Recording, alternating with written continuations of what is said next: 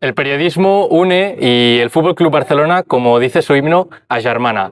Esto lo sabe mejor que nadie Albert Blaya, con quien hoy nos sentamos para hablar de la actualidad de ambos sectores.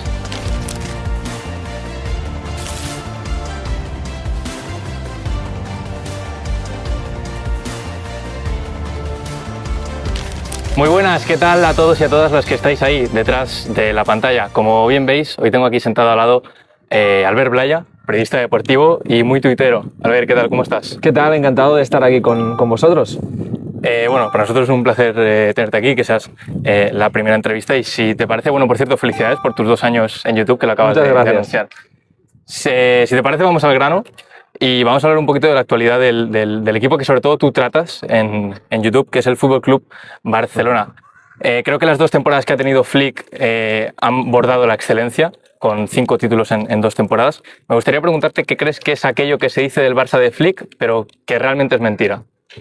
Bueno, yo creo que muchas veces, como todos los equipos que terminan siendo disruptivos en cierta manera, se generan clichés, se generan tópicos y eso al final yo creo que termina destrozando un poco a veces el relato. En el caso del Barça de Flick, muchas veces se habla de la línea defensiva como el gran mal del equipo, el gran punto a mejorar.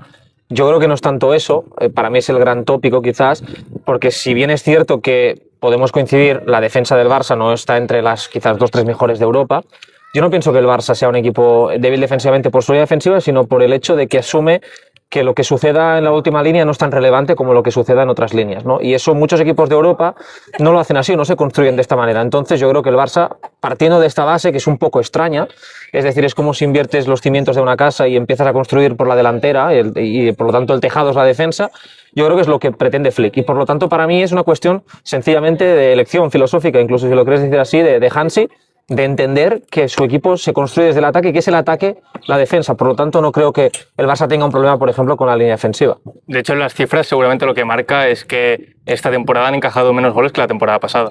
Sí, bueno, que si vas viendo los datos de las últimas 2 temporadas, ha sido el equipo que menos disparos ha recibido en la liga, ¿no? Y eso es un dato que simboliza bastante bien el poder realmente del equipo de Flick, que es un equipo que concede poco, pero lo que concede sí es claro, porque evidentemente al final cuando asumes esos riesgos, el rival va a gozar quizás de un disparo claro por partido, pero a cambio estás ganando mayor estabilidad, ¿no? Porque muchas veces concedes muchos remates que quizás no son tan claros, pero permites más rechaces, permites que pueda haber más penaltis y permites, por lo tanto, que te cueste más salir y, por lo tanto, ataques menos veces, ¿no? Y al final atacar menos veces significa también defender más veces. Sin duda hay un nombre que ha hecho temblar el suelo de Barcelona, que es que ya se ha hecho oficial el nombre de Anthony Gordon, que va a jugar la temporada que viene en el Fútbol Club Barcelona. El aficionado medio del Barcelona que no le conoce tanto, que no le ha seguido, ¿qué puede esperar de él? Bueno, yo creo que Anthony Gordon es un perfil que evidentemente no asociamos con el nombre de estrella, o lo que podría ser una estrella de la Premier. De hecho, dicen que los 80 millones de ahora son los 30 de antes, ¿no? Sí, ¿no? Son los nuevos 30, ¿no? En ese sentido, yo creo que al final son los precios que se están moviendo en el mercado. Pero sí pienso que es un jugador que es un fichaje por perfil, es un fichaje incluso que te encaja en la idiosincrasia de lo que está tratando de construir Flick, que es ser un equipo muy dinámico, un equipo muy vertical, agresivo, un equipo también generoso, tanto en el esfuerzo como también yo creo que en la concepción del rol que ocupa cada uno, porque Anthony Gordon es un futbolista que no viene con un rol de estrella o que no es un jugador que de carácter vaya a, yo creo que mover el vestuario y por lo tanto todo eso es muy importante, ¿no? Y a partir de ahí sí evidentemente genera dudas más a nivel técnico, asociativo, de cómo pueda entrar en el circuito asociativo del Barça, que es de maximísima calidad, y Anthony Gordon viene de un equipo mucho más vertical como el Newcastle, de menos pausa, así que bueno, veremos cómo se adapta, pero a priori creo que ya solo por la presentación, incluso se atrevió con alguna frasecita en catalán, diciendo que haría un blog de lectura, me pareció bastante interesante, de una personalidad curiosa por lo menos. De hecho, creo que algo que puede asustar un poco al aficionado, ¿no? Es que es un fichaje de rol, de perfil, que lo ha pedido seguramente Flick, que ya tiene más poder en la confección de la plantilla. ¿Crees que es un fichaje que puede morir una vez finalice la etapa Flick en el Barça? Yo creo que no, yo veo muy bien alineado tanto a Deco como a Flick, creo que están yendo en una misma dirección. De hecho, durante las elecciones, durante la campaña insistía mucho tanto Flick, decía con Deco, ¿no? Con Deco, con Bojan, etcétera. Como que yo creo que están en esa misma línea y creo que por lo tanto es tanto, como decías tú, ¿no? De Hansi, de de ver qué necesidades tiene, pero también Flick, como hombre de fútbol, yo creo que Flick, que Deco está demostrando ser un tipo que con sus errores y aciertos, pero entiende mucho de fútbol y de lo que es una plantilla, de lo que es el juego, y eso a mí me gusta, y luego yo creo que puede tener continuidad, pero evidentemente cualquier fichaje al final es como el de Rafinha, ¿no? Parecía que al inicio no le tenías de encontrar ese espacio en el Barça, llega Flick y cambia la perspectiva, entonces eso puede suceder al revés, ¿no? Con jugadores que quizás con Flick no terminen de alcanzar un potencial, con otro entrenador sí, pero a priori creo que es un fichaje por lo menos, diríamos, ambicioso en cuanto a largo plazo. De hecho, con todo este tema de los fichajes y de los anuncios y de las filtraciones, hay bastante discrepancias en la gente, sobre todo respecto al periodista, en este caso al periodista deportivo. ¿Tú crees que ha bajado el nivel de la confianza de la gente en el periodista? Bueno, yo creo que al final es un periodismo diferente. Sí que es verdad que al haber muchas más fuentes de información y por lo tanto todo está mucho más disperso, es mucho más difícil encontrar la veracidad. Antes, bueno, pues yo me acuerdo cuando era pequeño, ibas al periódico, comprabas El Mundo Deportivo, de Eurosport, y a partir de lo que decían, pues te hacías una idea del mercado del Barça, ¿no? Con el programa de la noche tenía una vida bastante larga, ¿no? Porque todo el día había la información que tú ya habías consumido previamente. Luego es verdad que con esa democratización incluso de la prensa, del poder informar, pues cuesta mucho discernir. Yo creo que para el aficionado medio lo que es verdad de lo que no lo es. Nosotros al final, si tú estás trabajando en el periodismo, pues ya conoces a la gente, pero incluso así a veces te cuesta detectar quién tiene más o menor credibilidad. Pero yo creo que para el aficionado de cualquier club es un reto complicado y es normal, ¿no? Porque al final hay mucha información y puedes perder esa credibilidad, porque muchas veces quien dice ser periodista no lo es, y eso también termina repercutiendo a los que sí realmente lo son. ¿Qué crees que ha podido provocar esa pérdida de identidad o de seguridad de la gente en la credibilidad de las noticias? Bueno, yo creo que es todo un proceso que parte al final de una crisis profunda del modelo de negocio del periodismo, de no tratar de saber qué papel o qué rol puedes ocupar, de cómo realmente poder salir a flote de una situación económica, tecnológica complicada, ¿no? Ahora además con la IA, por ejemplo, pues hay muchas posiciones dentro del periodismo, como todo el tema SEO, que tenían una relevancia capital que se puede ir perdiendo, y por lo tanto yo creo que el periodismo se mueve muchas veces con pies de barro porque cuesta mover todas las estructuras, y cuando suceden ciertos estados críticos se tarda en reaccionar, ¿no? Y eso al final hace que quizás ahí pierdas un pequeño tren, ¿no? Que al final estás compitiendo con la industria del entretenimiento, que es muy complicada, que es una industria además que cuenta con mucha más experiencia de la que tiene el periodismo, con personas que haciendo así te pueden generar contenido, y el periodismo necesita, ¿no?, de una estructura tanto material como también al final de pensamiento detrás para moverse, y eso evidentemente yo creo que puede lastrar y hacer que la gente se migre a otros espacios. Sí, bueno, seguramente algo que ha protagonizado muchas portadas estas últimas semanas ha sido la rueda de prensa que dio Florentino Pérez, que no comparecía 13 años con anterioridad. Si te parece, te cito textualmente una de sus frases, que es que decía que los periodistas creen que tienen mucho poder, pero no tienen ninguno, y que José María García ha hecho mucho daño. Cita estas palabras seguramente en uno de los peores momentos para el periodista, y cuando ya no hay, me parece, periodistas como José María García, del estilo. No, yo creo que bueno, los que no vivimos ese periodismo de José María García, pero hemos consumido, yo creo que un poco el legado que dejó, es evidente que la radio, teniendo mucho peso, porque sigue habiendo programas de mucha audiencia, o televisión, ya no es lo que era en los años 90, ¿no? En los años 80, finales de los 90, donde realmente tenía una producción masiva, un consumo masivo, y ahí sí se incidía en decisiones realmente, incluso en directo, ¿no? En directo se tomaban decisiones de los clubes. Creo que esto no es así, pero es verdad que la sensación de que haya tanta gente opinando puede llevar a la confusión de pensar que quizás esto implica que realmente el periodista tiene más poder, ¿no? Porque ves muchas más opiniones que hace 20 años, pero yo creo que sencillamente sumándolas todas no alcanzan muchas veces las cotas de poder de los periodistas, sobre todo los grandes, ¿no? Que tenían más capacidad de incidir en el discurso público. ¿Tú crees que esta rueda de prensa ha podido sentar algún precedente? Porque es cierto que mucha gente la ha catalogado como un antes y un después, como algo histórico, incluso con ese pequeño enfrentamiento que tuvo con Rubén Cañizares. ¿Tú crees que ha podido sentar algún precedente? Bueno, yo creo que se magnifica bastante por el hecho de que Florentino Mecías no habla desde hace muchos años, ¿no? Y que es Florentino Pérez, y por lo tanto cualquier cosa que diga va a tener mucho más peso que cualquier otro, pero al final no es nada nuevo en el sentido de que la disputa presidente o figura de poder periodista ha existido y existirá siempre.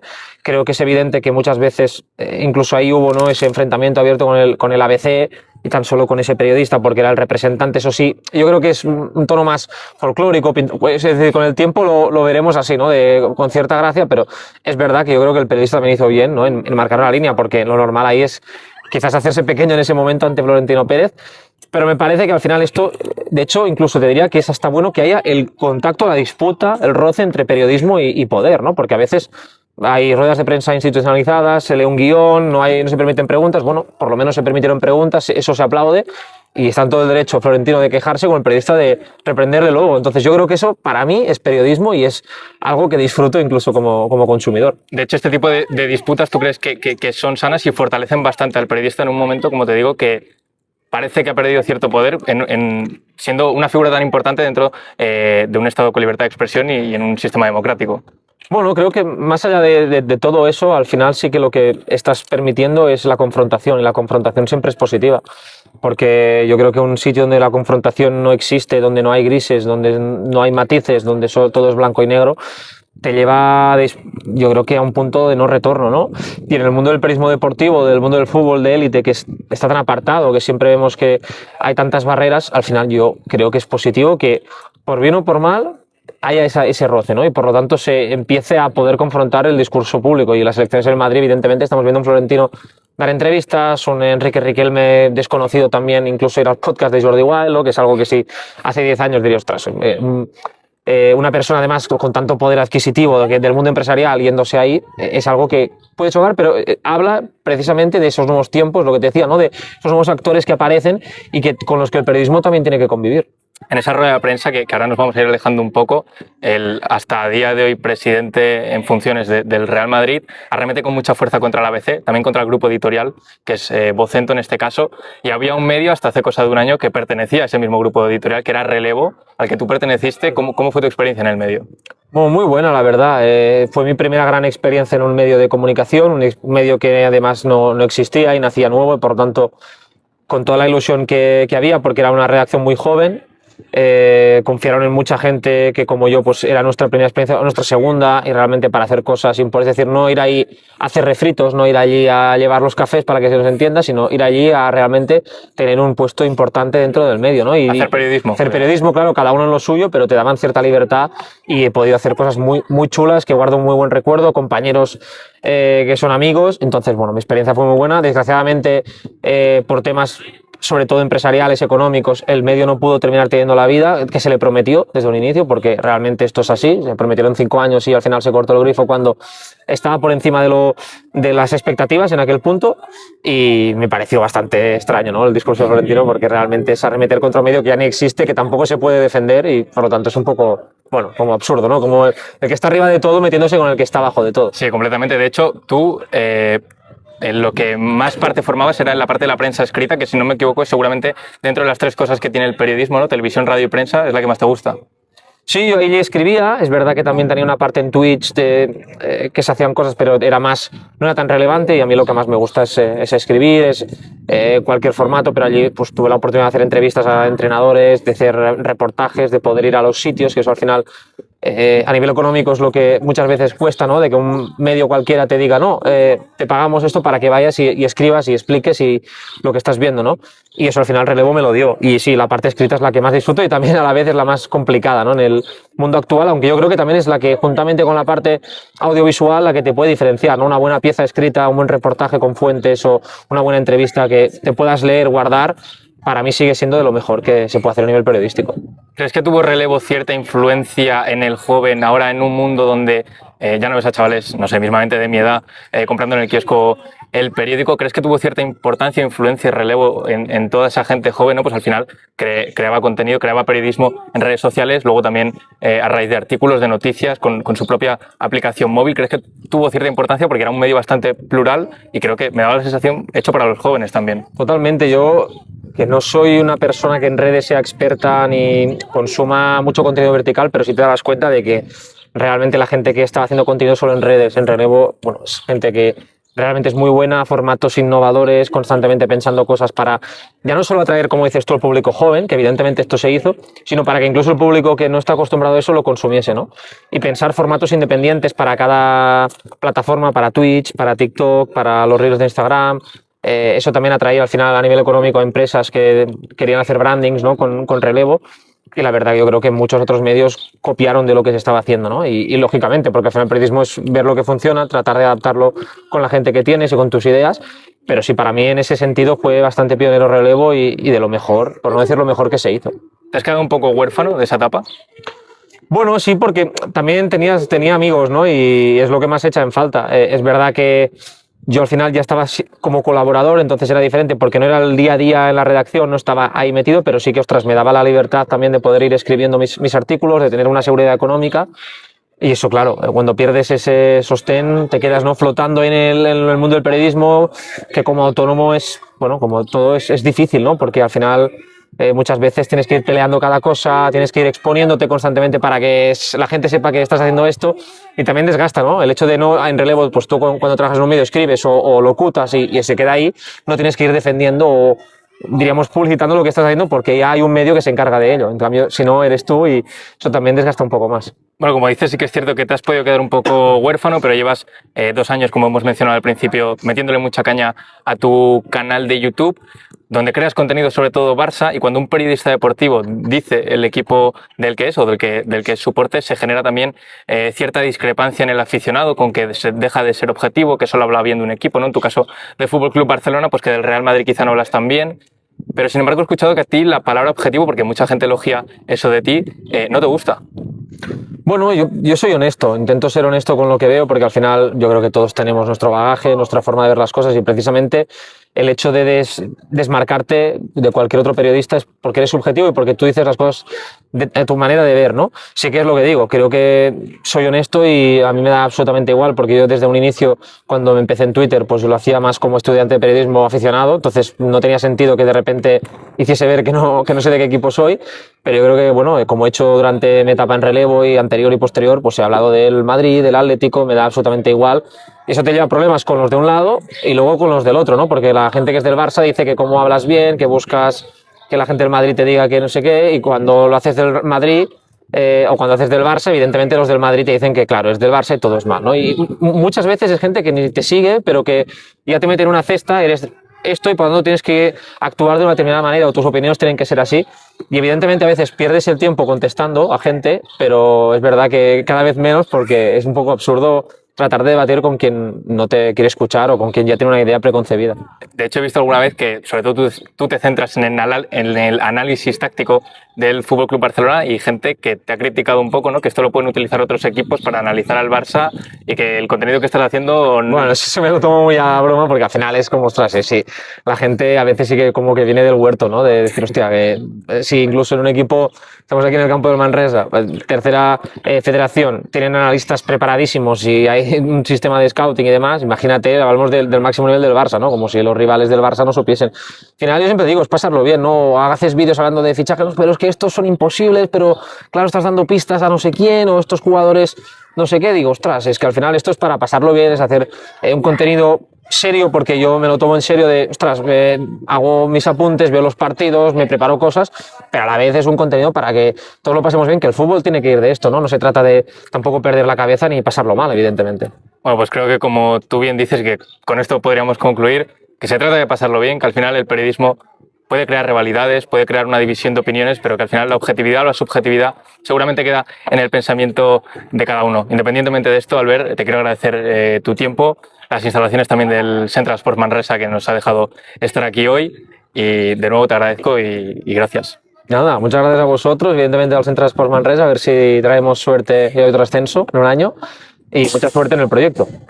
Y nada, y a los que estáis ahí detrás de la pantalla, pues ya sabéis lo que podéis hacer para apoyar este tipo de contenido, que se traigan más vídeos, entrevistas o charlas de este tipo, básicamente dándole like, clicando la campanita para no perderos ninguna notificación. Esto, Albert, creo que lo sabes bastante bien, dándole al botón de suscribirse, que creo que es gratis y que por lo tanto no cuesta nada, y ya sabéis que nos vemos en la próxima, aquí en un sitio donde no queremos que el periodismo muera.